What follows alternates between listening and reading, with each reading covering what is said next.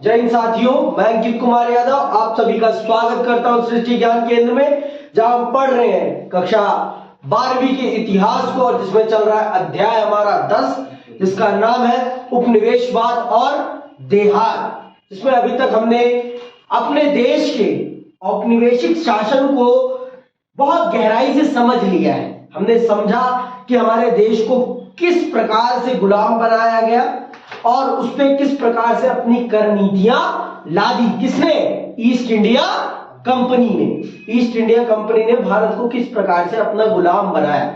और मैंने आपको यह बात बहुत ही पुख्ता तरीके से कही है कि भारत को गुलाम बनाने में भारतीयों का ही योगदान है, किसी और का नहीं।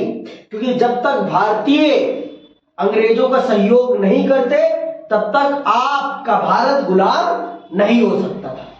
देखो, ये बताने के पीछे कोई उद्देश्य ये नहीं है कि आप अपने प्रति घृणा पैदा करें।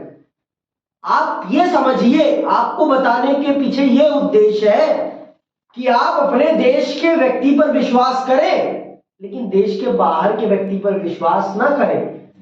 आपसी भाईचारे को कभी तीसरे के कहने पर ना तोड़े। इसलिए आपको इतिहास पढ़ाया जा रहा है। आपके घर का व्यक्ति आपके साथ गलत करेगा, लेकिन आपके घर को लुटवाएगा नहीं। लेकिन अगर आप तीसरे के कहने पर अपने घर को तोड़ेंगे तो तीसरा आपको लूटकर चला जाएगा। इतिहास पढ़ाने का मूल उद्देश्य ये है, जिससे कि आप इतिहास में हुई गलतियों से सीख सके। अब मैंने आपको बताया था, लास्ट क्लास में हमने पहाड़िया के बारे में पढ़ा था, है ना। हमने पहाड़ियों के बारे में पढ़ा था, पहाड़िया लोगों के बारे में, जो कहां रहते थे? राजमहल की पहाड़ियों में। कहां रहते थे? राजमहल की पहाड़ियों में। और उनका जीवन पूर्ण रूप पर किस पर निर्भर था? जंगल पर।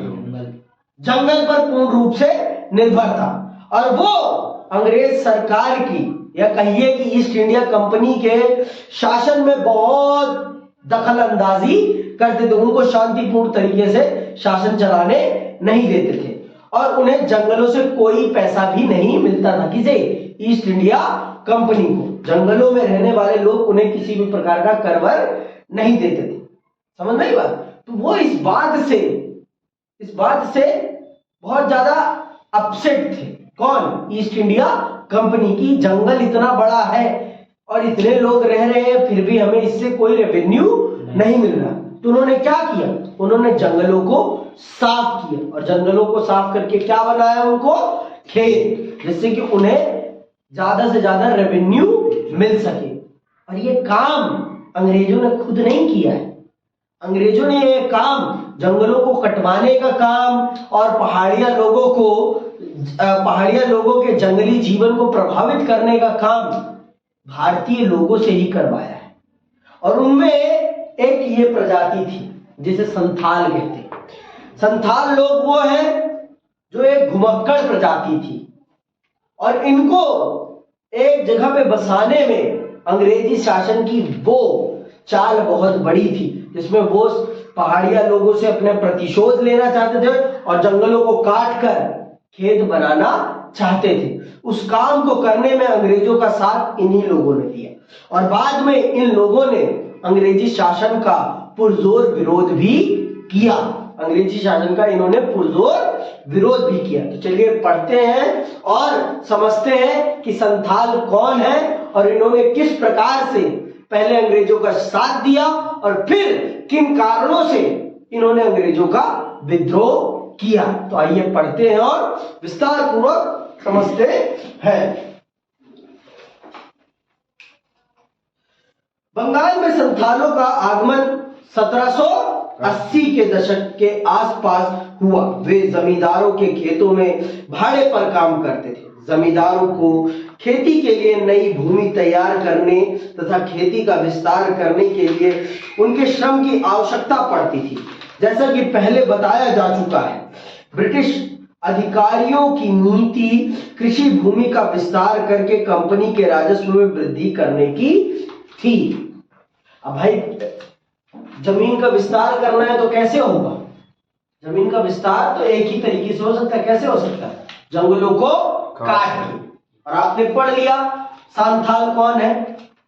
संथाल कौन है? एक सिंपल मजदूर जो कि जमींदारों की खेती पर मजदूरी करने का काम करते थे।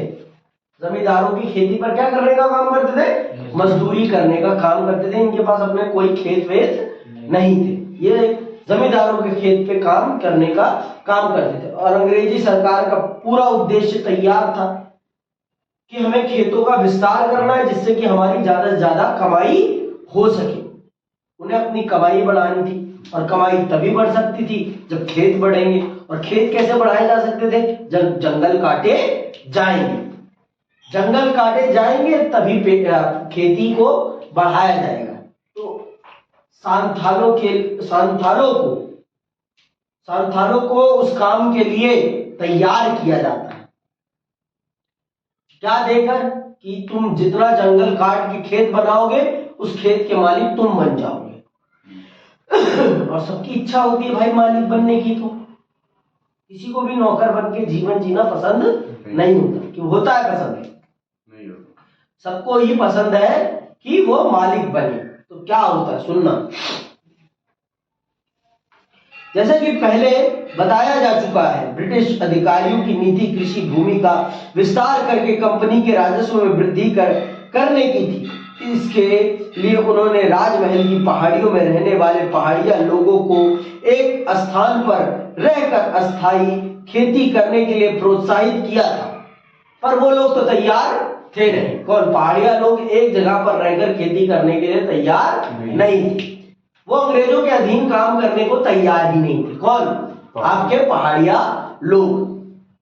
जब अंग्रेजों की बात पहाड़िया लोगों ने नहीं मानी तो अंग्रेजों ने फिर दूसरी चाल चली। और दूसरी चाल में वो किसे शामिल करते हैं? संथालों को। सुनना। किंतु पहाड़िया लोग जंगलों को काटकर अस्थायी कृषि करने के लिए तैयार नहीं हुए, क्योंकि वो जंगलों को तो अपना सब कुछ मानते थे ना। कौन? पहाड़िया लोग जंगलों को अपना जीवन समझते थे। वो जंगलों में ही उनका सब कुछ हुआ था। मतलब वो उनके लिए जंगल उनकी मां के समान था। वो जंगल को किसी भी हालत में काटने को तैयार नहीं थे। पर अंग्रेजों को क्या करना था? अंग्रेजों को तो कृषि भूमि में वृद्धि करनी थी, क्योंकि उन्हें तो क्या करना है? उन्हें राजस्व कमाना है। उन्हें अपने राजस्व से मतलब है। उन्हें आपसे कोई मतलब नहीं है। उन्हें आपसे कोई मतलब नहीं है।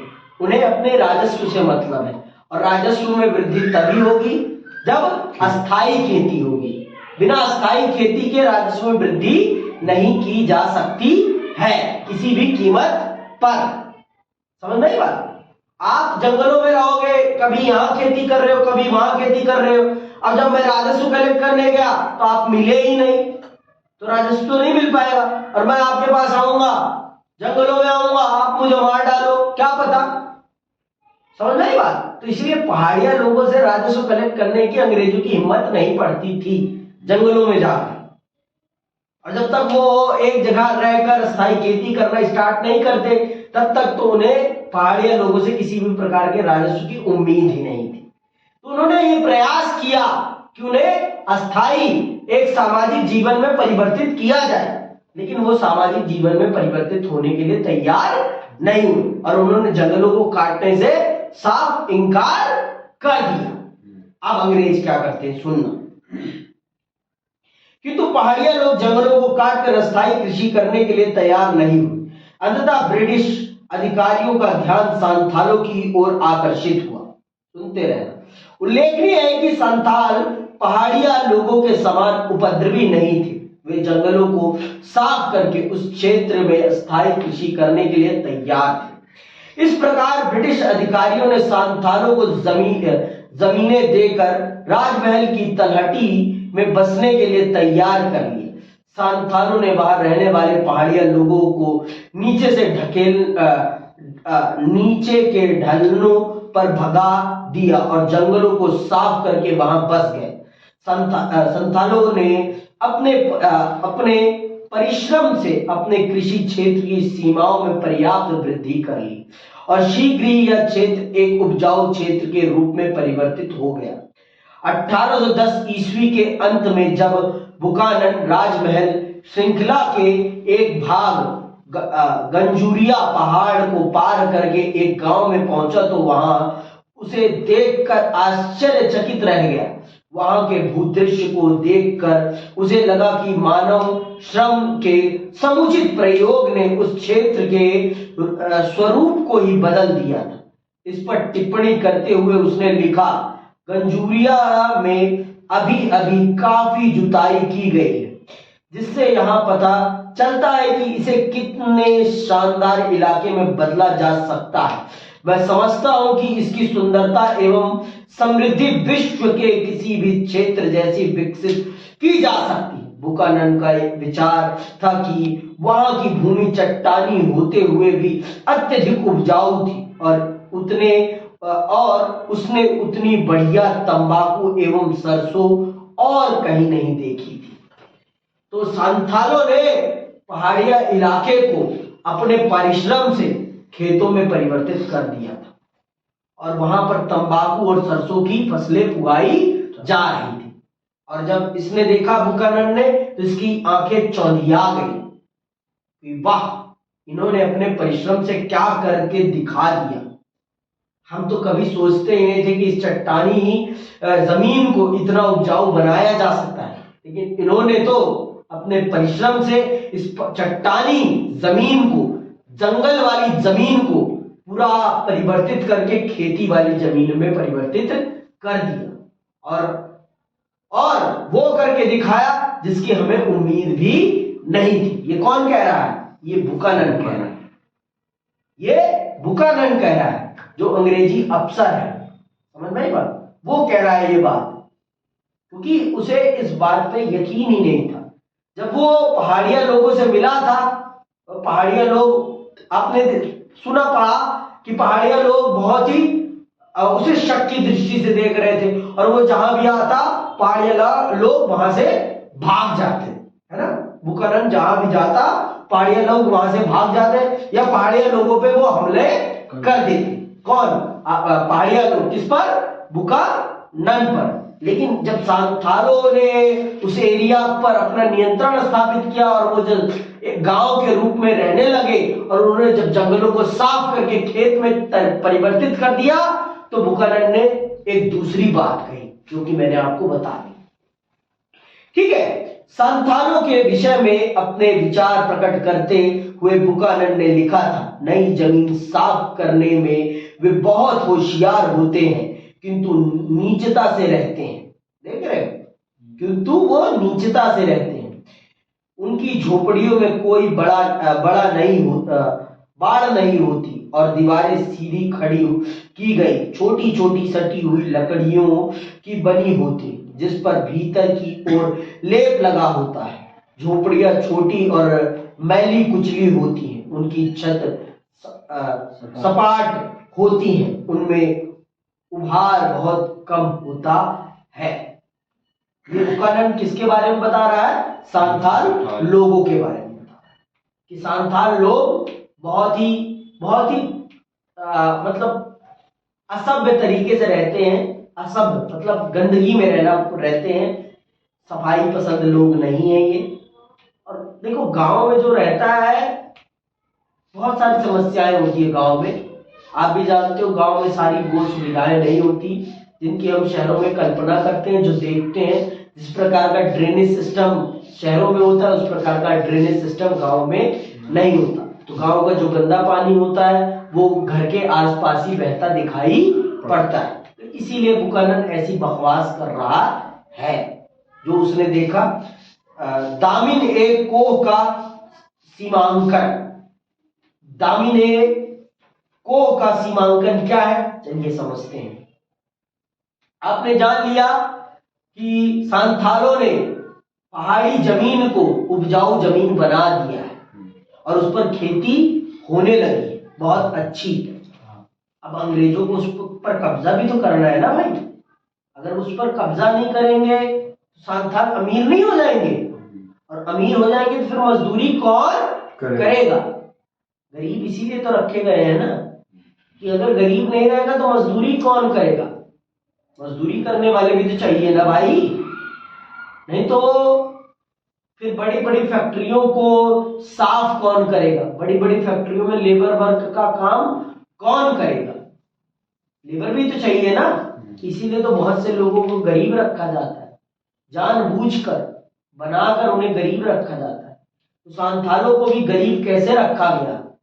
उन्होंने जिस भूमि को अपने खून पसीने से खेत बनाया, उस भूमि को उनसे कैसे छीना गया? सुनो, 1832 ईस्वी तक एक विशाल भूक्षेत्र का सीमांकन दामिन ए कोह अथवा संथाल परगना के रूप में कर दिया गया। इस क्षेत्र को संथाल भूमि घोषित कर दिया गया। सांथालों को इस क्षेत्र के अंदर रहना था, हल से खेती करनी थी और इस प्रकार स्वयं को अस्थायी किसानों के रूप में परिवर्तित कर लेना था। सांथालों को दी जाने वाली भूमि के अनुदान पत्र में एक महत्वपूर्ण शर्त थी, उन्हें पहले 10 वर्षों के अंदर प्राप्त भूमि के कम से कम 10वें भाग को कृषि के योग्य बनाकर उस पर खेती करनी थी। इस पूरे क्षेत्र का सर्वेक्षण करने के बाद उसका मानचित्र तैयार किया गया। इसके चारों तरफ खंभे लगाकर इसकी परिसीमा का निर्धारण कर दिया गया।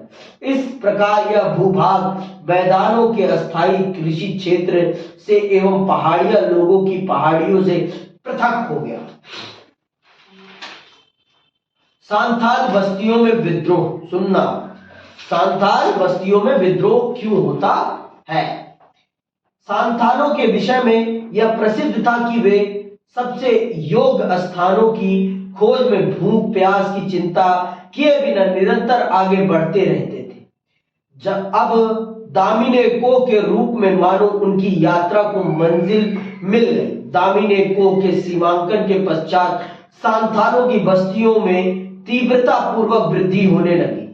1838 ईस्वी में सांथालों के ग्रामों की संख्या केवल 40 थी, जो 1851 ईस्वी तक बढ़ते बढ़ते 1443 हो गई। इस अवधि में सांथालों की जनसंख्या में भी अशातित वृद्धि हुई और यह 3000 से बढ़कर 82,000 से भी अधिक हो गई।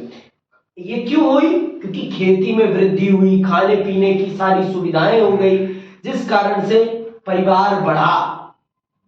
परिवार तभी बढ़ता है जब लोगों के पास सुख सुविधाएं होती हैं। बिना सुख सुविधा के परिवार नहीं बढ़ता भाई, ये जान लो। तो ये जो दिखा रहा है सांथालों की जो संख्या बढ़ी, उसके पीछे उनके पास अपनी खुद की भूमि थी और उनके पास एक निश्चित भूमि थी कि ये इतनी भूमि हमारी है और इस पर पूरा का पूरा नियंत्रण हमारा है, जिस कारण से उनके परिवारों में वृद्धि हुई, उनका समाज बढ़ा। लेकिन अंग्रेजों ने जो काम करवाया था वो सांथालों के लिए नहीं करवाया था, वो उन्होंने अपने लिए करवाया था। वो जमीन उन्होंने अपने लिए खाली करवाई थी और उसे खेत बनाया था, ना कि सांथालों के लिए। तो अब समय आ गया था सांथालों से उस जमीन को छीनने का और उस पर अपना नियंत्रण स्थापित करने। तो कैसे किया? सुनना,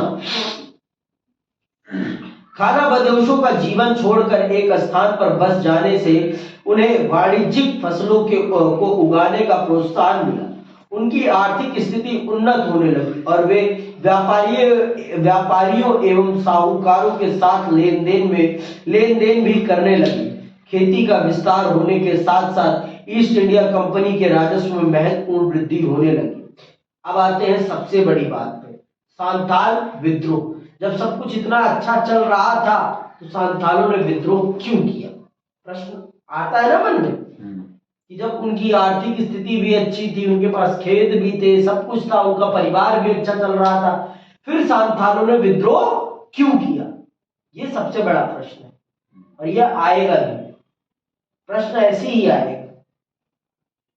सांथाल विद्रोह के कारणों को स्पष्ट कीजिए, तो आपको बताना पड़ेगा कि सांथालों ने विद्रोह क्यों किया। तो सुनना, इस्तेमरारी बंदोबस्त के कारण सांथालों की जमीन उनके हाथों से निकलने लगी। नए जमींदार उनकी जमीनों के मालिक बन बैठे और उनसे मनमाना लगान वसूल करने लगे। जमींदारों के शोषण से बचने के लिए लिए जब शांति प्रिय सांथालों ने जंगलों को साफ करके वहां खेती करनी शुरू कर दी तो महेशपुर और पाकुड़ के पड़ोसी राजाओं ने सांथालों के ग्रामों को जमींदारों और साहूकारों को पट्टे पर देना प्रारंभ कर दिया। सांथाल अंचल में बाहरी लोगों के क्रमशः प्रवेश के परिणाम स्वरूप सांथालों के शोषण एवं कष्टों में वृद्धि होने लगी। एक समकालीन लेखक ने 1856 ईस्वी के कलकत्ता रिव्यू में सांथालों की दशा का वर्णन करते हुए लिखा था, जमींदार, पुलिस, राजस्व और अदालत के नौकरशाह तथा कर्मचारी सभी सांथालों का भयंकर शोषण करते, बलपूर्वक उनकी जमीन संपत्ति छीन लेते तथा उन्हें अपमानित करते। मारपीट तथा दूसरे उत्पीड़नों का जाल फैल गया था। कर्ज का सूद 50 से लेकर 500% तक वसूल किया जाता था। देख रहे हो, जहां पहले वो खुद जिस जमीन के मालिक थे, उन जमीनों को राजाओं ने जमींदारों को पट्टे पर दे दिया। जमीन साफ इन्होंने करी, जंगल से उसे खेत इन्होंने बनाया और खेत बनने के बाद इस्तेमरारी बंदोबस्त के अंतर्गत उन जमीनों को जमींदारों के हाथ सौंप दिया गया और कर इतना बढ़ा दिया गया कि धीरे धीरे सांथालों की जमीन जमींदारों के हाथ में गिरवी आ गई। धीरे धीरे सांथाल आर्थिक रूप से कंगाल हो गए, किसके कारण?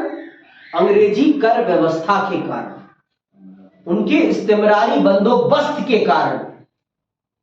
जिस जमीन को उन्होंने साफ किया, खेती लायक बनाया, कुछ समय तक तो उसका मालिकाना अधिकार उनके पास था, लेकिन कुछ समय बाद वो जमीन जमींदारों के हाथ में चली।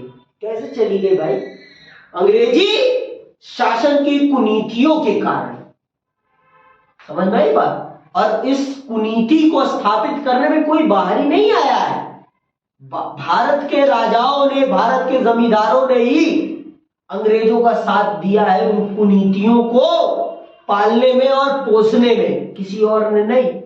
ये भी जान लो आप, किसी और ने नहीं किया कुछ भी, सब कुछ भारतीयों ने ही किया है। ये भी जान लो आप, किसी और ने नहीं किया है। मेरे भाई, इस भारत को भारत के गरीब लोगों को शोषित करने का काम भारत के अमीर लोगों ने ही किया है और आज भी हो रहा है।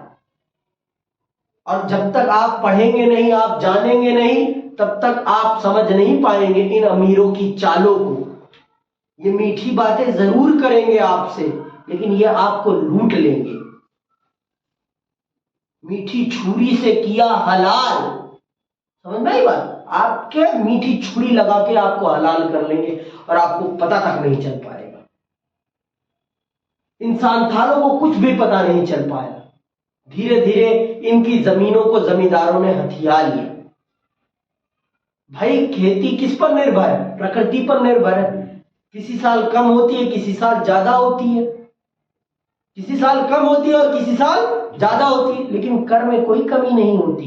कर हमेशा एक बराबर होता है।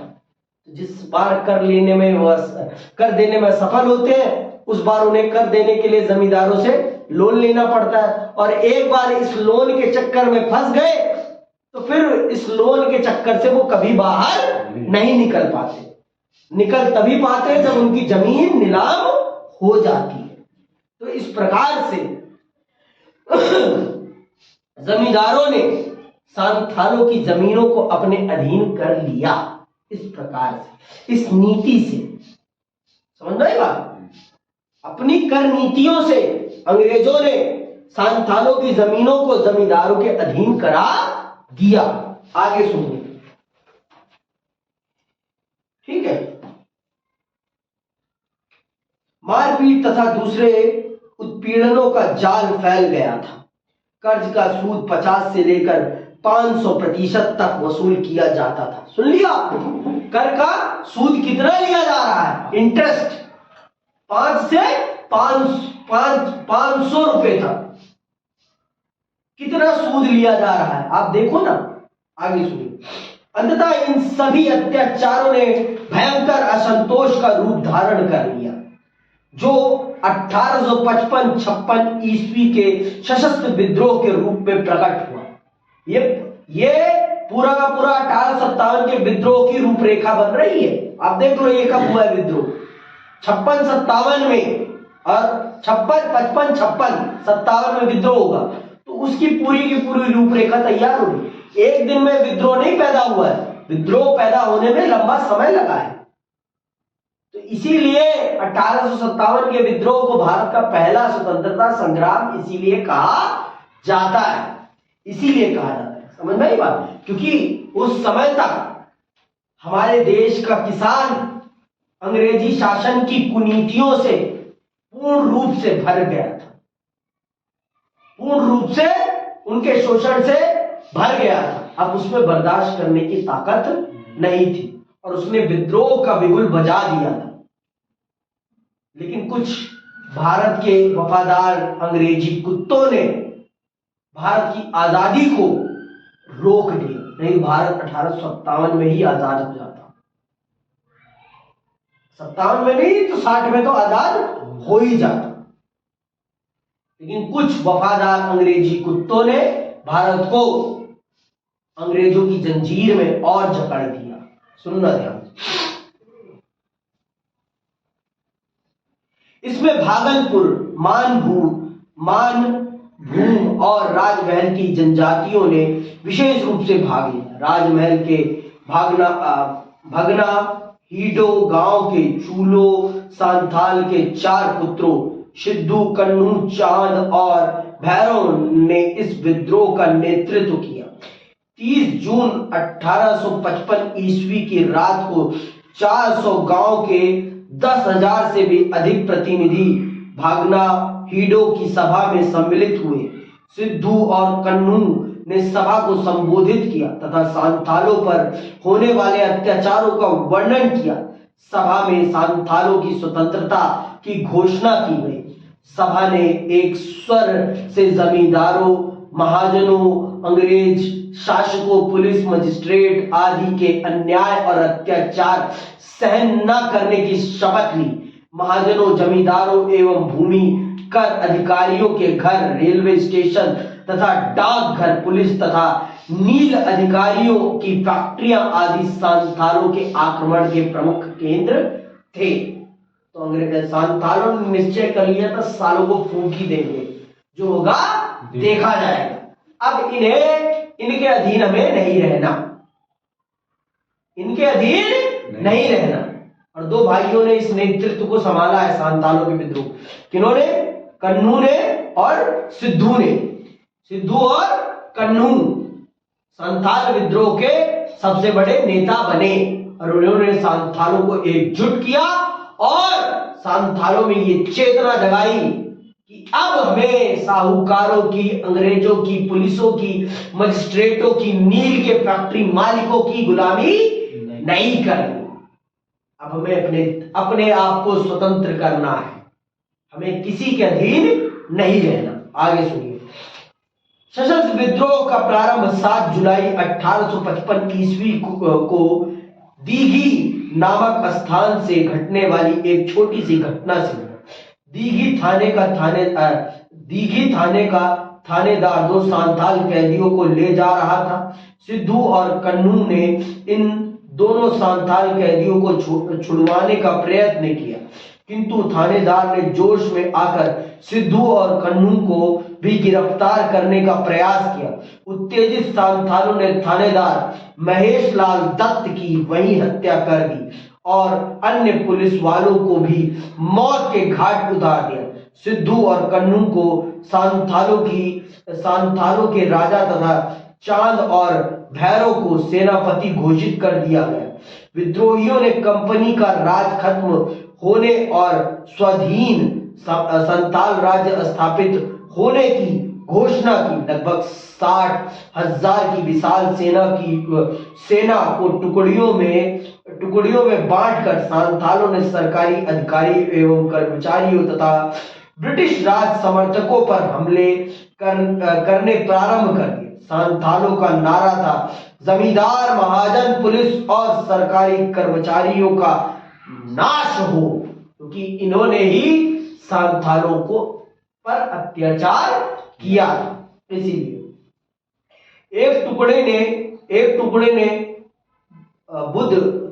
बुदकीपुर नामक गांव पर आक्रमण करके अनेक अंग्रेजों की जीवन लीला समाप्त कर दी। एक दूसरी टुकड़ी ने साहबगंज में अनेक अंग्रेजों को मौत की नींद सुला दिया। भागलपुर का कलेक्टर जो उस समय राजमहल में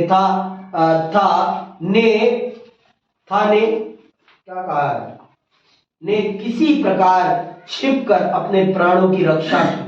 गोंडा अंचल में विद्रोही सांथालों का नेतृत्व गोकू ने किया। उसके नेतृत्व में कई हजार सांथालों ने इस अंचल के भगोड़े महाजनों को खोज कर मौत के घाट उतार दिया। ब्रिटिश सरकार ने सांथालों के विद्रोह का कठोरता पूर्वक दमन करने का निश्चय कर लिया। लगभग 15,000 प्रशिक्षित ब्रिटिश सेना सांथाल गांवों को जलाती और सांथालों को कत्ल करती हुई आगे बढ़ने लगी। सांथालों ने बार हाइद को अपना मुख्य केंद्र बनाया और छापामार रण पद्धति का सहारा लेकर अंग्रेज सेना के छक्के छुड़ाने प्रारंभ कर दिए। इस बीच विशाल संख्या में लोहार, कुम्हार, चमार, डोम आदि भी उनके साथ आ मिले। 15 अगस्त 1855 ईस्वी को सरकार ने एक घोषणा द्वारा सांथालों को 10 दिनों के अंदर आत्मसमर्पण करने का आदेश दिया, किंतु एक भी विद्रोही सांथाल ने आत्मसमर्पण नहीं किया।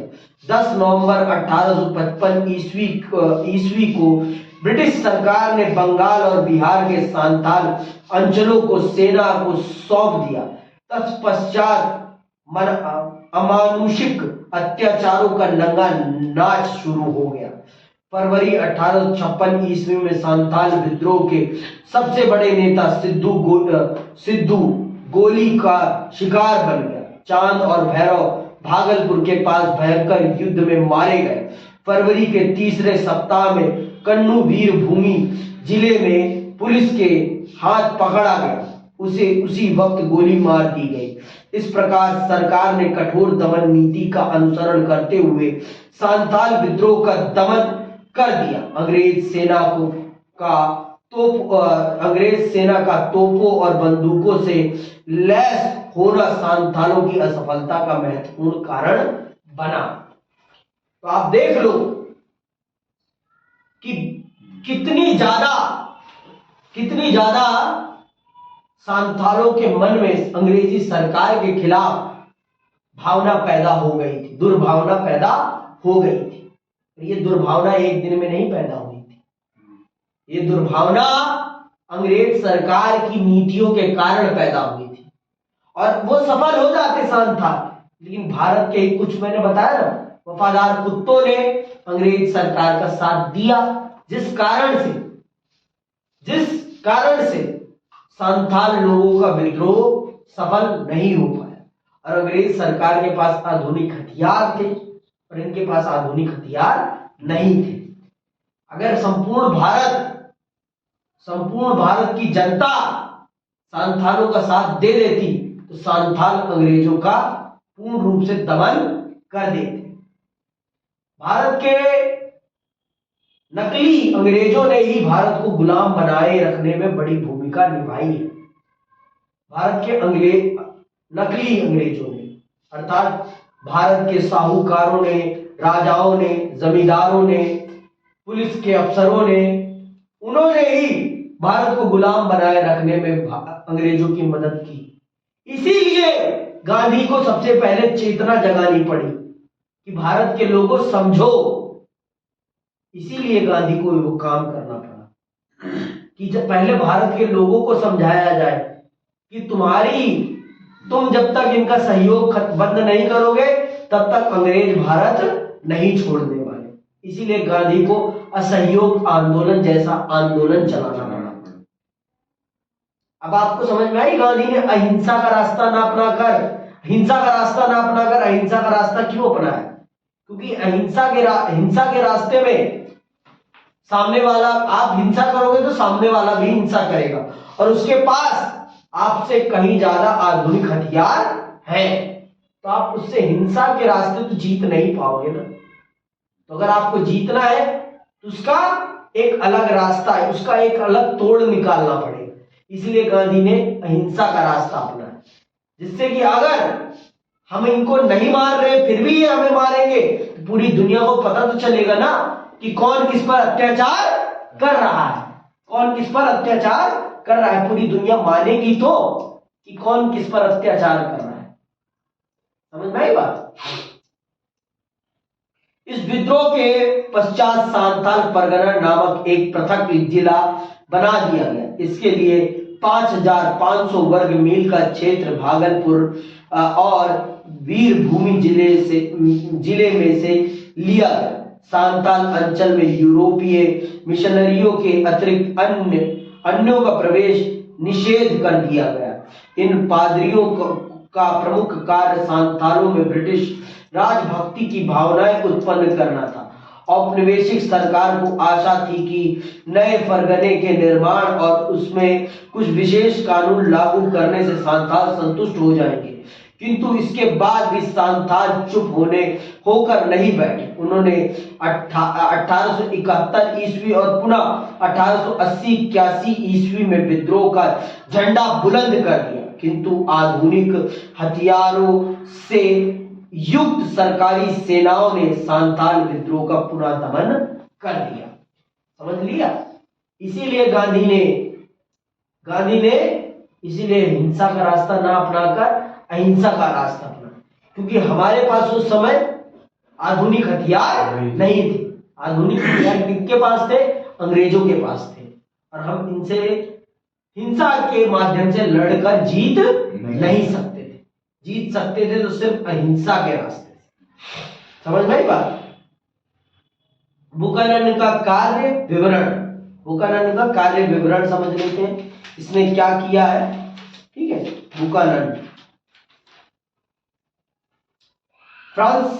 फ्रांसिस बुकानन एक चिकित्सक था। वह भारत आया और उसने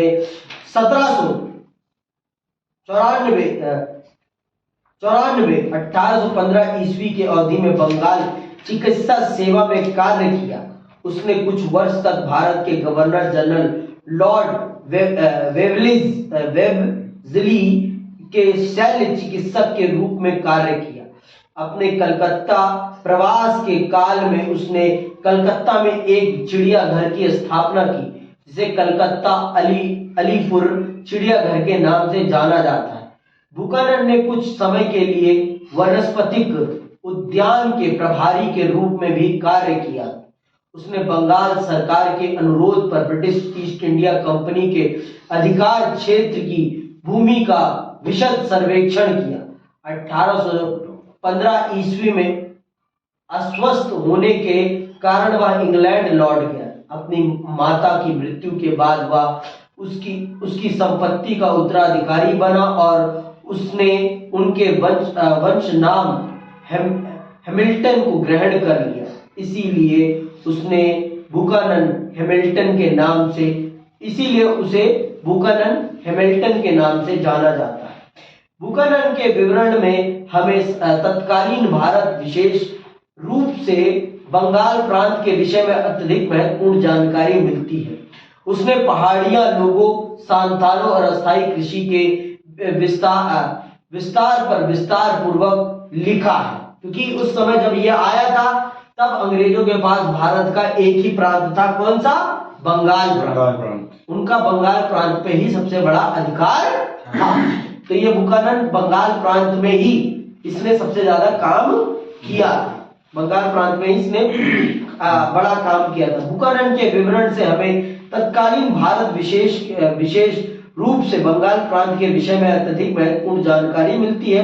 उसने पहाड़िया लोगों, सांतालों और अस्थायी कृषि के विस्तार पूर्वक लिखा। उल्लेखनीय है कि अपनी शक्ति को सुदृढ़ बना लेने और अपने व्यवसाय का विकास कर लेने के बाद कंपनी का प्रमुख उद्देश्य उन प्राकृतिक संसाधनों की खोज करना हो गया जिन पर अधिकार करके वह उनका इच्छा अनुसार उपयोग कर सकती थी। इस उद्देश्य की पूर्ति के लिए उसने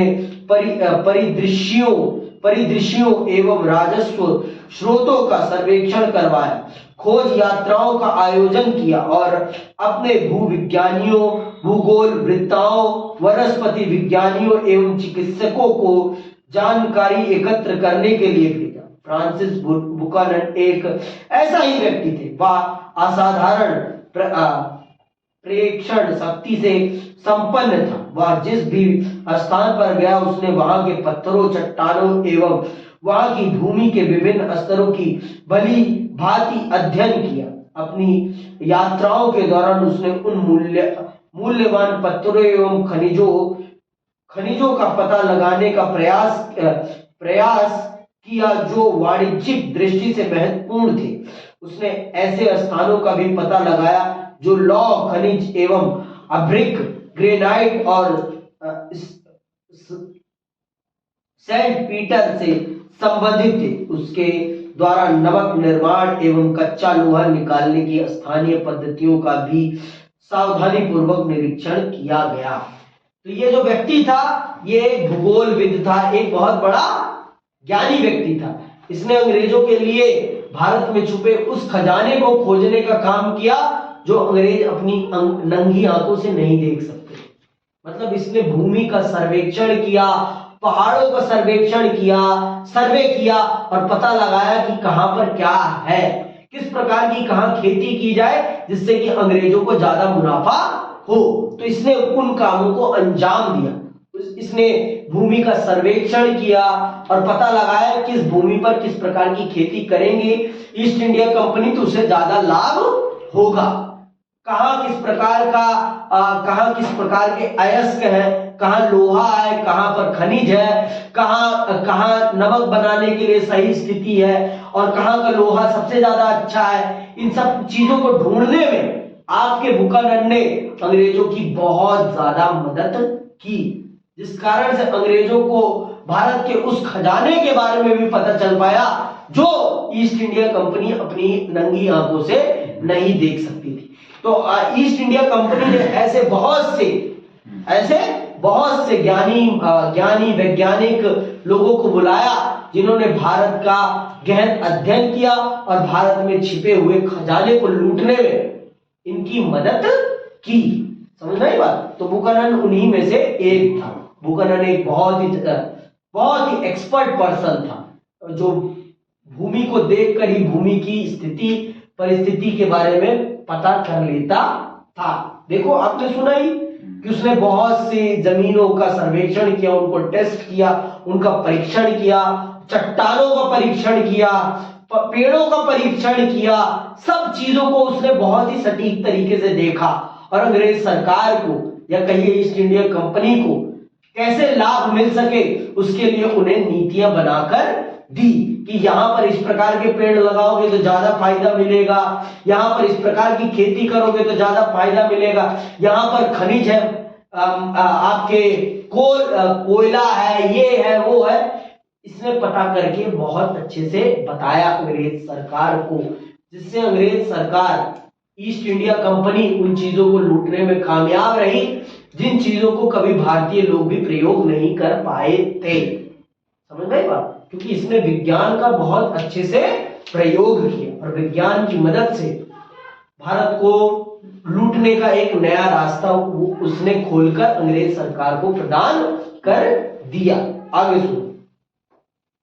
बुकानन की एक महत्वपूर्ण विशेषता यह भी थी कि वह किसी भूदृश्य का मात्र वर्णन ही नहीं करता था, अपितु सुझाव भी देता था। सुन रहे हो? सिर्फ वो मापदंड नहीं देखता था, भूदृश्य का मात्र वर्णन ही नहीं करता था कि कैसी है, वो सुझाव भी देता था कि कहां पर क्या बोया जाए, क्या उगाया जाए। था कि उसमें परिवर्तन करके उसे किस प्रकार अधिक उपजाऊ बनाया जा सकता है। उदाहरण के लिए राजमहल की निचली पहाड़ियों में एक गांव से गुजरते हुए उसने लिखा था, इस प्रदेश का दृश्य बहुत ही बढ़िया है। यहाँ की खेती विशेष रूप से घुमावदार सकरी पहाड़ियों में धान की फसल, बिखरे हुए पेड़ों के साथ साफ की गई जमीन और चट्टाने पहाड़ियां सभी अपने आप में पूर्ण कमी है तो बस इस क्षेत्र में कुछ प्रगति की और विस्तृत एवं उन्नत खेती की, जिसके लिए यह प्रदेश अत्यंत संवेदनशील है। यहाँ लकड़ी के स्थान पर टसर और लाख के लिए बड़े बड़े बागान लगाए जा सकते हैं। सुन रहे हो? वो टसर के पेड़ों को और आपके लाख के पेड़ों को लगाने का सुझाव देता है। बाकी जंगल को भी साफ किया जा सकता है और जो भाग इस प्रयोजन के लिए उपयुक्त ना हो वहां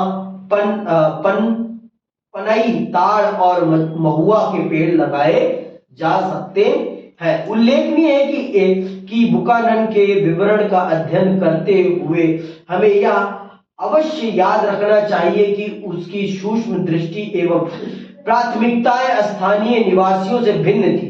वह वनस्पतियों की जीवन शैली का आलोचक था और उसका विचार था कि वन क्षेत्रों को कृषि भूमि में परिवर्तित कर दिया जाना चाहिए।